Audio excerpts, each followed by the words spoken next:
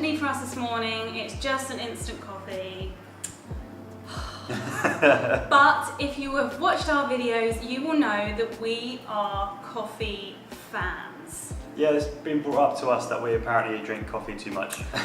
Yeah, I think we possibly go to a new cafe in every vlog, which is our normal style of videos. So this is a bit different if you're a regular watcher of our videos, but we thought we have to do this because we just love coffee and there are some amazing places we've been. And Chiang Mai was like, it has inspired us to make a little coffee video. It felt wrong not to because there's so many good coffee places there. So these are some of our favourite cities, our 6 that we thought we'd tell you about. And yeah, let's dive straight in.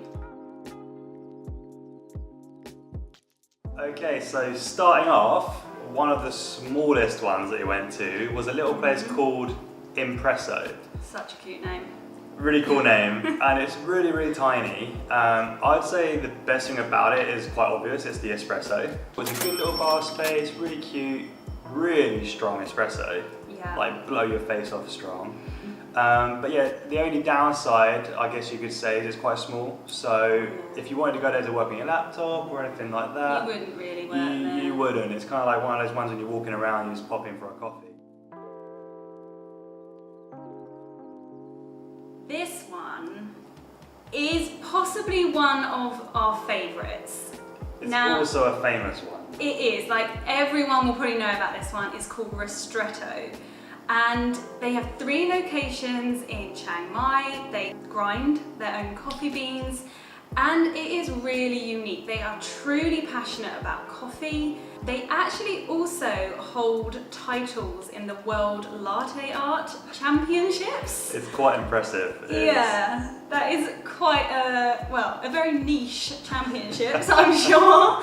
But yeah, it is really awesome and the presentation is amazing. They have these skull glasses. They're really cool, like it's so unique to them, and yeah, it's a really cool place to go. And you can buy those, so they have all this amazing merch. They've got t-shirts, you can buy all of the coffee beans. They've got coffee beans from all over the world. Like they really know what they're doing in there. It's awesome. So this one is probably my favourite, but I think I'm biased because I went there basically every day. This one's called Only Coffee. It's a brand new cafe that was at the bottom of our building where we were staying. It was run by a guy called Jar and his friend who I can't remember the name of. But they were like proper little artists with coffee, and they literally wanted me to try every kind of coffee you can imagine. So every time I went in there, I would order our 2 coffees, and whilst one of them was brewing it, the other one was giving me like loads of crazy different coffees. Oh, you've got so many samples. Like pour overs, Chemex, espresso, cold brew. It was like everything you can imagine from a coffee shop, they were just giving to me for free. Yes, so Graph Cafe we actually just stumbled upon, and it is really quite different. It is so dark in there, you can barely see what you're doing. And one of the most unique menus in a coffee shop I have ever seen. It was really cool. It was almost like a storybook. Like every page was for one coffee, and it would tell you all about where its like origins are, the different combinations. It was it's insane. And they had some of the most unique drinks. Like we're talking almost like not cocktail because it's not alcoholic, but there were like combinations of coffee with different things that were truly just like amazing. And seriously, the amount of Instagram photos being taken there. Wow. Holy moly. It's probably the main one we came across, to be honest.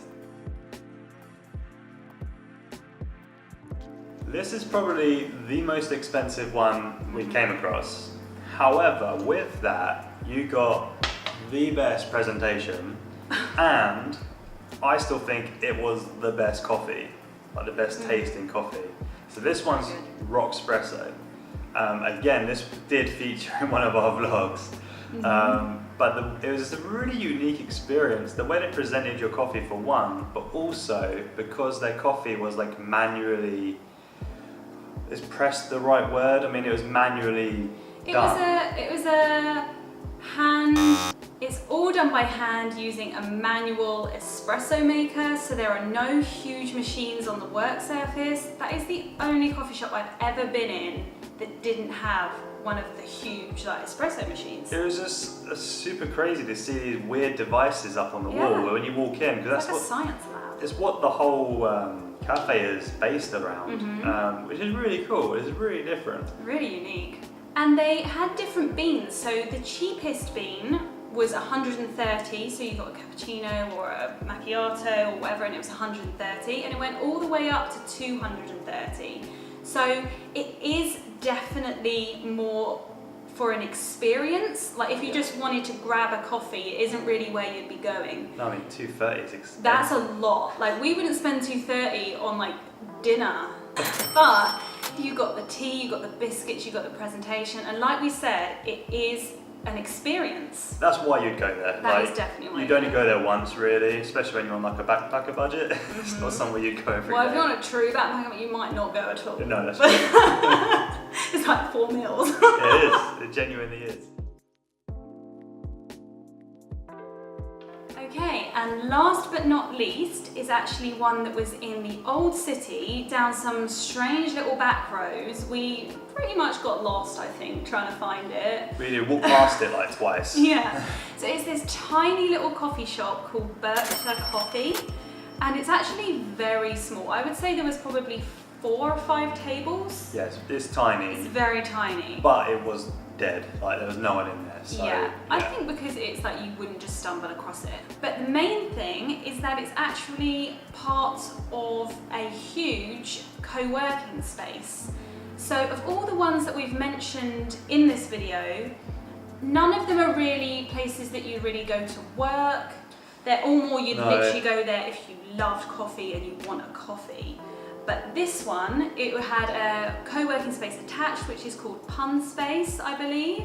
Yeah, like we didn't choose to work in there because of the price.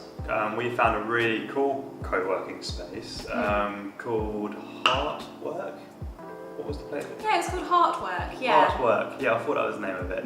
And that was a co-working space that was free to go into. You just had to pay for a coffee, and then you got Wi-Fi codes. As a quick roundup, these are just 6 of like the ones we thought we should mention. There are so many in the city. Like you could go to a different one every day, I think, for months. I think the only other place that we've been to so far that can even come close to this with coffee is Ho Chi Minh in Vietnam. Like that was coffee everywhere, but for me in Thailand, Chiang Mai was like unbelievable. Coffee everywhere. So you have to go there, and if you've been to any of these places, then let us know in the comments, let us know what your favourite ones are, and if we've missed any, that... Yeah, definitely put them down there 'cause so people can see. please tell us if we have missed an awesome coffee shop, we want to know. Definitely. So yeah, if you like this video, then please give it a thumbs up and don't forget to subscribe. This is not our normal setup. No. We are normally walking around vlogging our travels. This is just something we felt like we should do because there was so much good coffee in Chiang Mai. It needed to be shown. But for now, I think we'll say goodbye, and we'll see you in the next video. Bye-bye. Bye.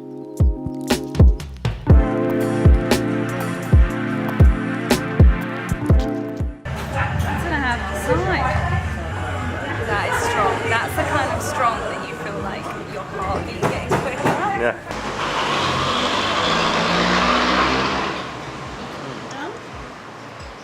All done.